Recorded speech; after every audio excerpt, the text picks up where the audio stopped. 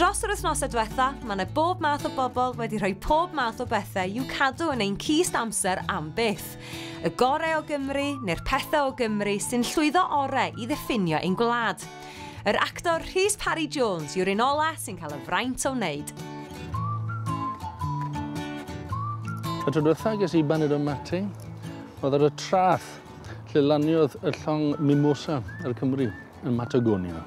Yn rhannu mate gyda Matthew Grefel, Matthew Rhys, a dyn o'r enw Ricardo Iriani, sy'n bellach yn ffrind mynwesol. Dwi eriod wedi cael gymaint o groeso, gymaint o gariad, a teimlo mor gytrefol o chodrawd byd yn mywyd i. Mae stori teulu Ricardo a popeth sydd wedi digwydd i'r Cymru ar sydd nhw'n gyrraedd y wladfa yn anhygol. Am y rheswm na, dwi'n rhoi Ricardo i deulu yn y bocs, a dwi eisiau chi edrych ei hanes nôl lan, os newch chi. Yr ail beth dwi eisiau rhoi yn y Nghist yw CD Geraint Jarman Brecwast Astronaut. Mae Geraint yn berson anhygol. Mae'n fardd anhygol, mae'n actor anhygol, mae'n ddyn anhygol. Mae'n ffrind bellach, ffrind da hefyd.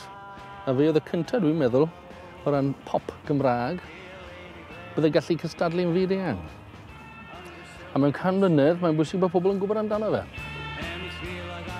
Felly na pam mae Geraint a Brecwast Astronaut yn cymryd mewn i'r Nghist. Dwi'n mynd i roi pentre cyfan mewn hefyd. Pentre enw Crymych yn Sir Benfro. Lle ges i'n magu.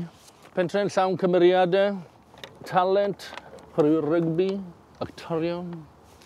Yn nhib i Crymych yw'r fersiwn deheuol o fel mae pobl yn meddwl am Rhos yn y gogledd. Mae'n gymuned glos iawn, mae'n gymuned Gymreig iawn yn dal i fod. Dwi'n meddwl bod yn bwysig mewn can mlynedd bod cymunedau tebyg i Crymych yn dal i fod. Ac am reswm na, dwi'n rhoi Crymych i gyd yn y Nghist.